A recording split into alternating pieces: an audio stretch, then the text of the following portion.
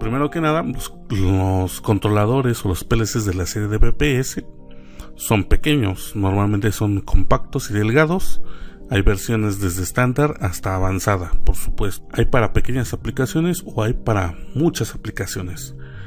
Los controladores de este tipo de la serie de BPS no nada más son micro PLCs, también se le denomina modulares, es decir, que pueden incrementar los números de entradas y salidas colocando módulos hacia la derecha o hacia la izquierda. Hay hasta 512 entradas y salidas, imagínense, y capacidad de memoria desde 8K hasta 30K. ¿Qué es la capacidad de memoria? Bueno, pues la cantidad de instrucciones que le van a poder poner a su programa. Si ustedes están haciendo un programa muy robusto, pues necesitarán muchos timers, muchos contadores, muchas memorias. Entonces necesitan una memoria más alta o de más capacidad. Si van a hacer un pequeño proyecto, no necesitan un PLC modular, inclusive un micro PLC funcionaría. Existen con comunicación Modbus, es decir, si ustedes quieren enlazar una red completa de PLCs, es decir, tienen una máquina que su aplicación es robusta y tienen varias secciones, pueden colocar 9, 10, 15 o 20 PLCs en una red. Eso se le llama comunicación. Puede ser Modbus RTU, Modbus TCP/IP o Ethernet, que es lo que actualmente ya se usa. Este tipo de controladores son ideales para aplicaciones compactas y de bajo costo. Para eso surgieron se han encaminado para el mercado pequeño, el pequeño mercado donde necesita soluciones compactos y de bajo costo. Algunas aplicaciones, pues etiquetadoras, máquinas textiles, transportadoras, imprentas, secadores, contenedores, ensamble. Algunas características, todos los PLCs de hecho tienen esta disposición, es decir, tienen su bornero de entradas y salidas.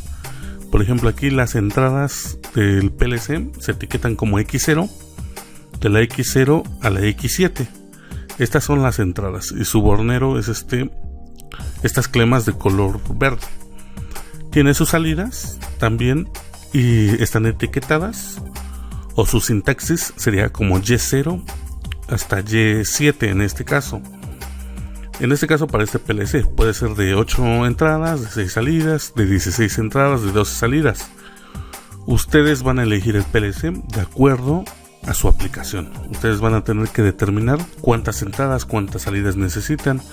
También visionar un poco que a lo mejor la máquina crezca, entonces van a tener que dejar una pequeña tolerancia por si la máquina va a crecer. Los PLCs también tienen indicadores luminosos para encendido, para apagado, para correr, etcétera, para cuando se encienden las entradas o se activan las salidas. Suelen tener también un interruptor de run y stop, es decir, de arranque y parada cuando el PLC está trabajando. Tienen un puerto de comunicación porque tenemos que programarlo, tenemos que cargarle un programa. Ese programa lo vamos a hacer a través de un puerto de comunicación. En este caso tenemos un mini DIN que se comporta como un puerto RC232.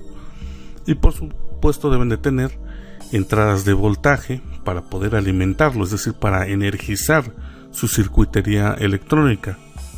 Además debe de tener un puerto, en este caso puede ser un RS485 para la comunicación, para enlazarse con otros PLCs. Aquí tenemos otros PLCs que son un poco más grandes. Se dan cuenta que ya tenemos 4 bornes, por lo tanto 2 son de entradas y 2 son de salidas, o puede ser que las entradas sean digitales. Entradas digitales se refiere a que aceptan solamente 2 valores y normalmente valores de voltaje, es decir, 0 o 24 volts. Esas son las entradas digitales. Las entradas analógicas o salidas analógicas son las que permiten valores distintos a solo 2. En este caso, una señal analógica puede ser la temperatura o puede ser la presión. Su instalación es sencilla, eso sí, son muy fáciles de instalar porque se ensamblan sobre un Real DIN. El Real DIN es esta pequeña regleta. Muchos de ustedes pues, la deben de conocer. Es una regleta que se monta en la platina de un tablero eléctrico. Ahí se barrena, se taladra, se coloca con tornillos y sobre el real DIN va montado el PLC. Pero no nada más el PLC o el procesador, también las entradas, las salidas y los módulos de comunicación. Por lo general, los módulos de uso general, en este caso las entradas y las salidas, se montan siempre a la derecha. Si se dan cuenta, aquí está el procesador principal, está en la parte central, y si queremos expandir ese PLC, las entradas y las salidas las vamos a montar hacia la derecha. Pero si queremos colocar módulos específicos o módulos de alta velocidad o módulos para comunicación, lo vamos a hacer a la izquierda. Normalmente las entradas pueden ser de alterna o de directa. Lo que está dominando o lo que predomina en la actualidad en este año 2020 son las entradas de directa, pero eso no significa que no existen entradas en alterna, siguen existiendo. Quizás sean menos común, pero sigue existiendo. Entonces las entradas típicas son 24 volts de DC, 48 de DC, 120 de AC o 230 de AC. Las entradas, recuerden que son todos nuestros dispositivos que nos van a energizar un mando de fuerza. En este caso, una entrada puede ser un botón, puede ser un paro de emergencia, un final de carrera, un limit switch, puede ser un sensor, etcétera, etcétera, etcétera. Las entradas ya del PLC puede ser relevador, aquí lo escribí mal, lo correcto es entrada a relevador. Las entradas pueden ser PNP o NPN, pueden ser entradas tipo TTL, pueden haber entradas de no voltaje y hay también entradas aisladas. Estas entradas se diferencian, por ejemplo, en DC. Cuando son en DC hay dos conceptos fundamentales que uno se llama entradas tipo Sink y entradas tipo Source, y eso se refiere a entradas positivas o entradas negativas, o mejor dicho, como entradas PNP o entradas NPN. Eso es muy importante a la hora de alambrar o de cablear. Es decir, cuando nosotros ya tengamos nuestro programa, ya lo cargamos al PLC, queremos que funcione, ya físicamente queremos que funcione. ¿Y cómo vamos a alambrar las entradas y las salidas del PLC? Pues lo primero que tenemos que saber es el tipo de entrada, si es entrada tipo Sink o entrada tipo Source. La entrada es positiva y la otra es entrada negativa, y tiene mucho que ver con la conexión del común. Todas las entradas y las salidas del PLC tienen un puerto común. Es decir, depende de qué señal le entra al común, si es una positiva o es una negativa, o si es 0 volts. Así es como vamos a definir cuál entrada es, Sink o Source. Podemos seleccionar un PLC que tenga un tipo de salida a relevador. ¿Qué es un relevador? Ustedes lo conocen, es un platino, un contacto mecánico. La diferencia del relevador es de que a lo mejor te maneja cierta corriente de carga. Muchos PLCs con salida a relevador te pueden manejar entre 2 amperes y 5 amperes, o quizá un poco más. Pero también tenemos salidas tipo NPN, o también tenemos salidas a tipo interruptor.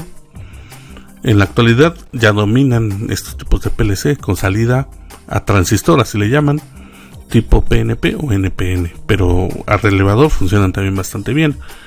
Vamos a seleccionarlo, por supuesto, por el número de entradas y el número de salidas. Yo ya tengo un proyecto.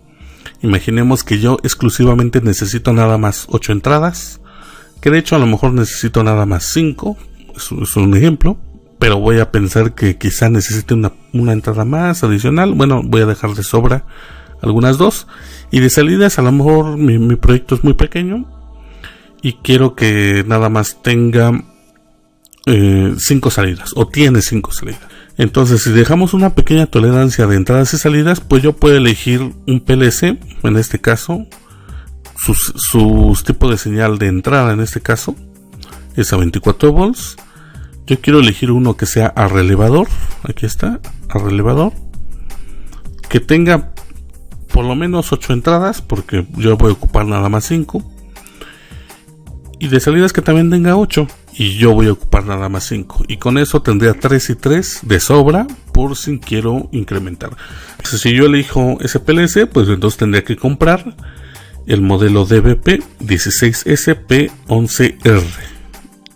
Pero también imagínense que estoy haciendo un control, no sé, de temperatura o de presión. Entonces necesito señales analógicas. Esas señales analógicas yo también las tengo que elegir. A lo mejor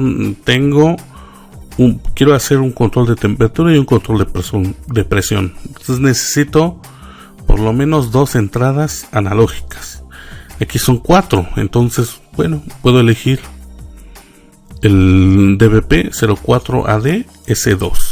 Entonces tendré que comprar otro módulo para añadirlo a mi PLC. Aquí hay módulos específicos de temperatura. Imagínense, ya no lo van a usar a lo mejor como una entrada, una señal analógica de entrada, sino aquí sí hay módulos. Eso está interesante.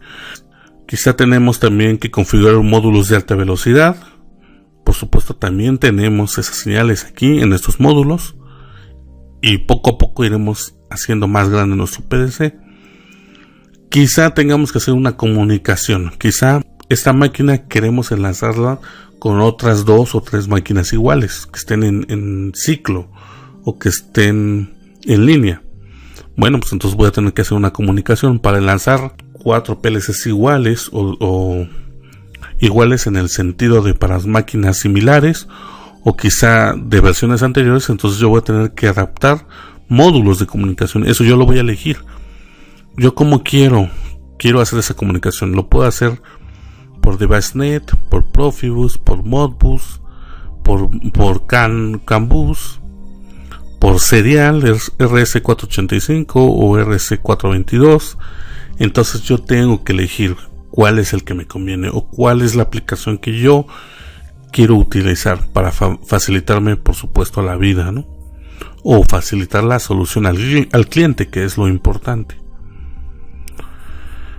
También tenemos controles de temperatura remoto, bueno, ya lo vimos, y los módulos de entradas y salidas remotos. Aquí todo esto es remoto.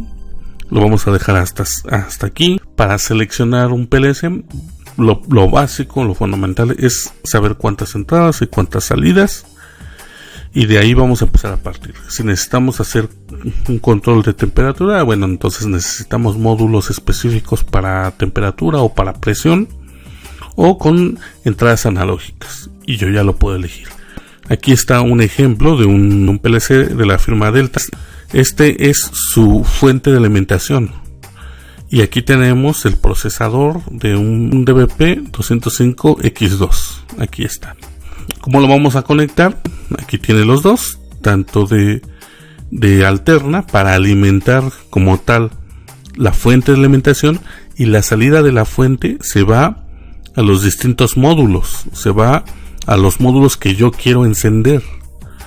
Aquí está, por ejemplo, se alimenta de alterna, aquí está AC, y de directa sale para alimentar los distintos módulos. Vean, aquí está.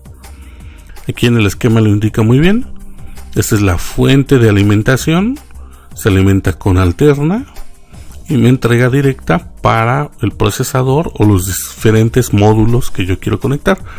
Esto lo hacen a través de un cable de alimentación. Aquí está.